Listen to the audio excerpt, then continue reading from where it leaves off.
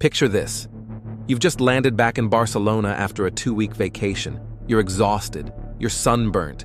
You just want to drop your bags and take a shower in your own home. You put the key in the lock, but it doesn't turn. You jiggle it. Nothing. Then you hear it. Voices. Inside your apartment, television, laughter. Someone is in there. You panic. You call the police. You expect them to arrive, kick down the door, and drag the intruders out in handcuffs, right? Wrong. The police arrive. They look at you. They look at the stranger inside your living room. And then the officer turns to you and says, "Sir, please step away from the door. If you try to force your way in, we will have to arrest you for coercion." This isn't a movie. This is the Okupa phenomenon, a legal nightmare where homeowners become criminals and intruders become protected residents. Today, I'm going to show you how a $10 pizza can steal a $500,000 house, why the 48-hour rule is a dangerous myth, and the terrifying rise of the real estate mafia. To understand why the police are powerless, you have to understand a lethal distinction in Spanish law. It all comes down to 2 words, allanamiento versus usurpation. Scenario A, allanamiento de morada, breaking and entering. This protects your domicile, the place where you actually live, where your clothes are, where your food is in the fridge. If someone breaks in here, it's a serious crime. The police can enter without a warrant because it's a flagrant crime. The intruder goes to jail. But then there's Scenario B, usurpación. This applies to your second home, your beach house, an apartment you inherited from your grandmother. If it's empty and someone enters without violence, the law doesn't see this as an emergency. It's not an attack on your privacy, it's just an attack on your property. And just like that, it becomes a civil matter.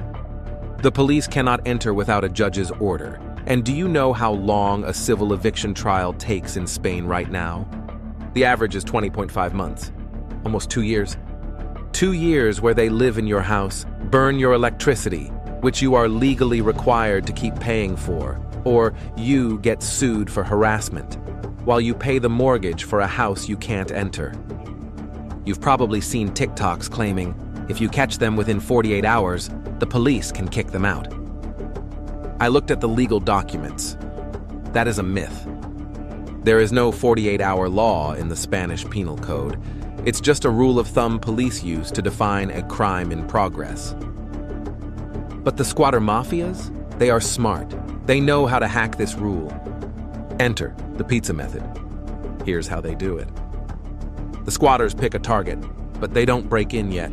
First, they order a pizza to that address. They wait outside, meet the driver, take the pizza, and, crucially, keep the receipt. Then, they wait 3 or 4 days. Then they break the lock and change the cylinder. When the police finally arrive, the squatters open the door and show the receipt from 4 days ago. "Officer, we didn't break in today. We've been living here since Tuesday. Look, we even ordered dinner." Boom. The flagrancy is gone. The police can't prove when they entered. They have to walk away. And you have to call a lawyer. This isn't just about desperate people looking for a roof.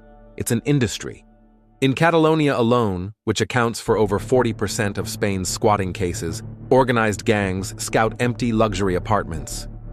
They break in, hook up the electricity illegally, and then sell the keys. For €1,500, you can buy a key to a stolen apartment on the black market. But the scariest variant is the Okupa, the tenant squatter. They move in legally, they pay the first month's rent, maybe the second, and then they stop. When you try to evict them, they claim social vulnerability. Under current Spanish laws, evicting a vulnerable family is nearly impossible, even if the landlord is going bankrupt because of it. It's a perfect stalemate, and it leads to extortion. Many owners are forced to pay a ransom, usually between 3,000 and 5,000 euros just to get the squatters to leave. You literally have to pay a criminal to give you your own house back. When the state fails, private justice rises. Meet the Desokupa companies. These aren't lawyers, these are heavyweights, boxers, MMA fighters, security experts. They operate in the gray zone of the law. They can't touch the squatters. They can't break the door down. So they use access control. They stand outside the apartment door, 24 hours a day, staring. If the squatter orders food, they send the delivery guy away. If the squatter steps 1 foot outside the apartment to buy cigarettes, the big guy steps in front of the door. You're not getting back in. It's psychological warfare. It costs anywhere from 3,000 to 8,000 euros, but for desperate homeowners, it's the only way out. So if you own property in Spain or plan to, what can you actually do? According to legal experts, speed is your only weapon. 1. Get an alarm connected to the police. If the alarm trips, the police have a digital timestamp of the break-in. It proves the crime is happening now. 2. Keep proofs of habitability. Keep clothes there, keep the fridge running, make it look lived in.